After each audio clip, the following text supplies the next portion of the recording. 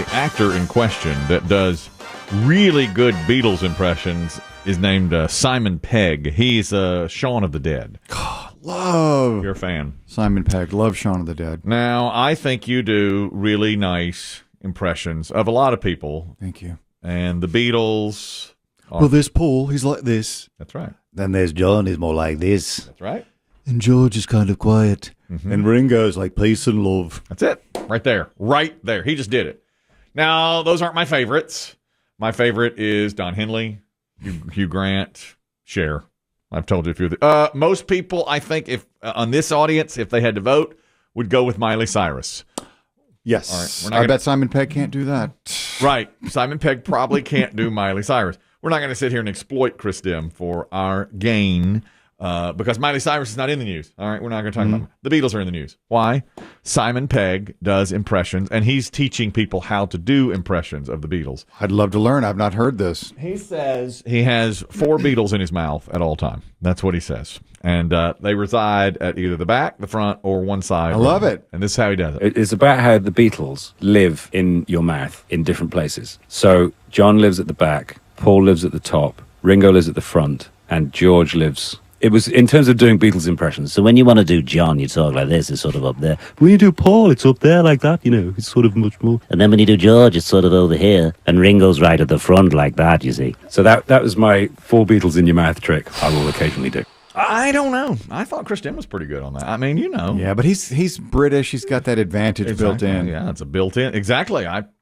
I'm impressed with you and doing those things. You're very kind. No, I think he's... Don't you think? Oh, absolutely. I think Chris Demm is equally as good. I'd love to hang with Simon Pegg. He just seems, but he's one of those guys you never know what they're really like. But I love his movies. He seems to have a nice comic touch. I think a lot of people say that about me. They say, I'd like to hang with him.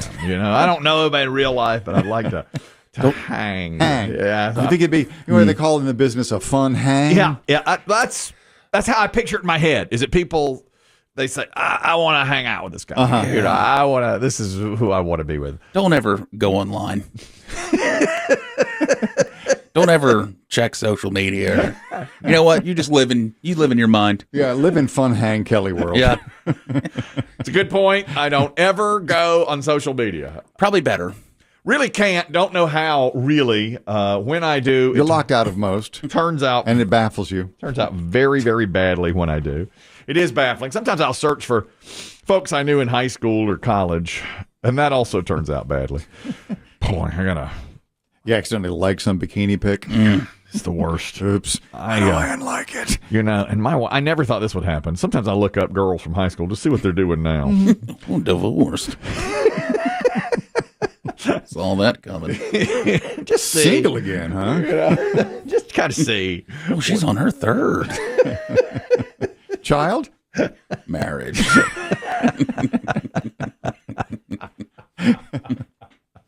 So, anyway. My wife is also not on social media. I am, I have it. I just never look at it. Correct. Biggie advised me. Whatever you do, don't stay away. Stay away. Any comments about what I'm doing here?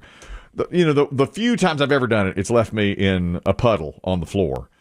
And recently, I was looking up old dear friends from high school on Facebook, and then my wife took my phone without my knowledge to go through Facebook to look for these Murdoch murders. She's very into that. She was looking up these Facebook.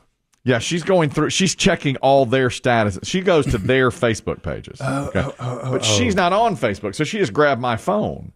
So then she came by and said, like, "Who's Tara Dunlap?" And I was like, "What?" Did she message? No, she didn't. It was like recent searches, and they were all. She's like, "Who's Heather Blas?" I think I went to school with them. Why do you ask? She's like, "Well, they're up here on your Facebook search." And I said, "Oh, I don't know. I just sometimes want to see what they're up to now and that kind of thing." They're on the reunion committee. Exactly. Reunion committee. I just lurk. You should just blame Dave. Yeah. Oh, I let Dave borrow my phone. Right, yeah. That's what I do. That's the only way to do it. Yeah. That's really the only thing you can do. This is bad news here for... So what are the Murdoch... I'm sorry to interrupt your flow. Sorry, What are the Murdoch's updates? Not Still good. not in handcuffs. Well, she goes through and looks at their background to see what they hope have the cops posted. don't look in the shed. Actually, there's a lady named Stephanie D'Alessandro from college, and she's real into the Murdoch. Your college? Yeah, my college. And she's real into the Murdoch murders, too. But I couldn't mention it to my wife because I searched. Googling Stephanie. Yeah. It's like, I don't want to put my wife and Stephanie together. You know, that's the old Or do I? You got to know their maiden name, you know, and just kind of search them out a little bit, see what's going on. It's the only time I'm ever going social media, you know. I'm not going to look at it very much. Makes it even creepier. I never want to look at anything. That's how, but, you know, sometimes when I'm on there, I do get sucked into stuff. You know, I guess that's just how it works. You get sucked into the. Absolutely. I sent Biggie. This is where I saw this. The other day, I was searching out things on Facebook. Well, one of these girls had put up on Facebook a commercial that was made. It's a Christmas commercial, and it was the most touching thing. A recent commercial? Yes, this year. And it was the most touching thing I have seen in some time. So I sent it to Biggie, and he agreed. He said, this is really well made and really well done. It was great. And he said, Was what? this Missing Meemaw? No. That was okay. we've seen that one. Sake. Right. So I'm not gonna send it to you. I'm not gonna tell you what it is, because Biggie said, "Why don't you send this to Dave and Chris Demm?" And I said, "Because they're so sour and hard-hearted that they wouldn't appreciate this. No. Only you will appreciate this." So we sat and just like we're like this Blubbered. Yeah. this is Chris you. Demm would have something snarky to Of course say. he would. Of course he Dave would just totally be like, Right. Yeah, exactly. Exactly.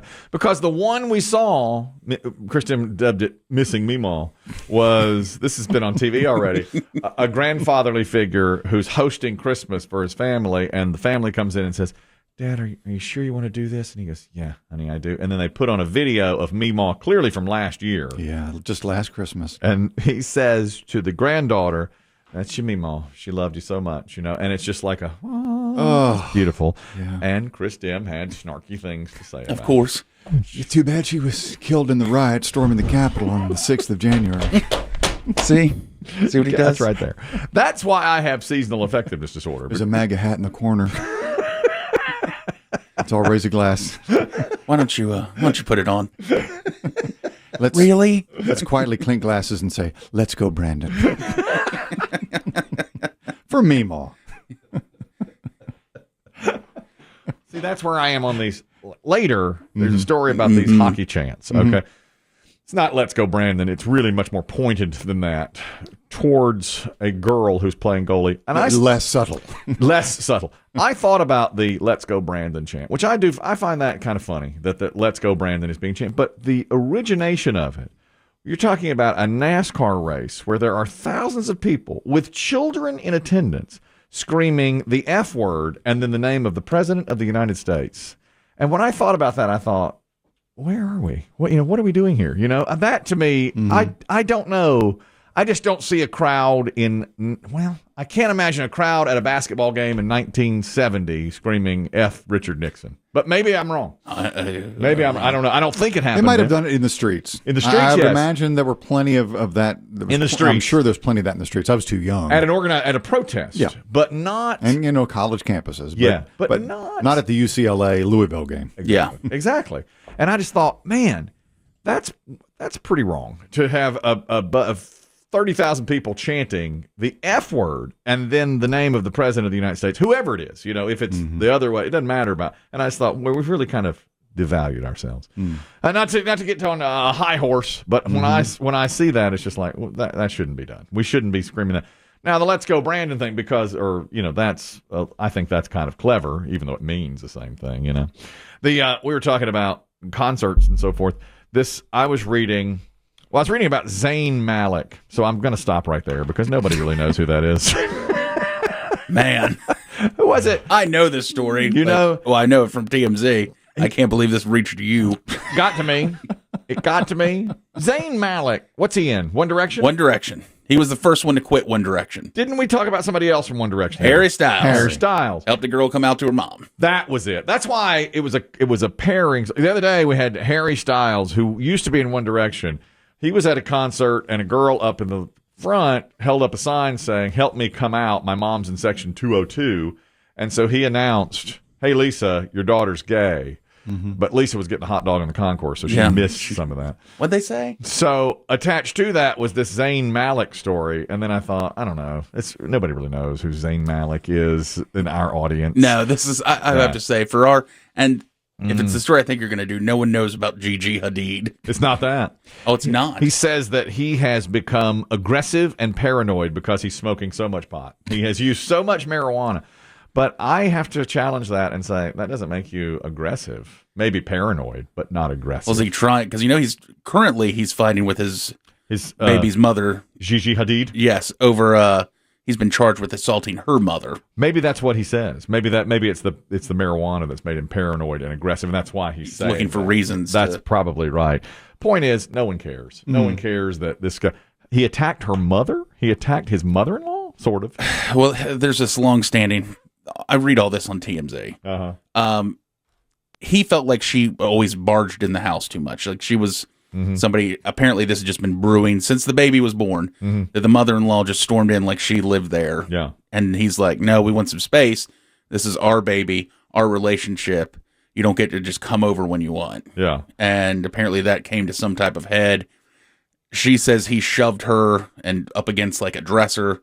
He's charged with 4 counts of some type of assault. He's pleaded no contest. Sounds like a very special episode of Everybody Loves Raymond.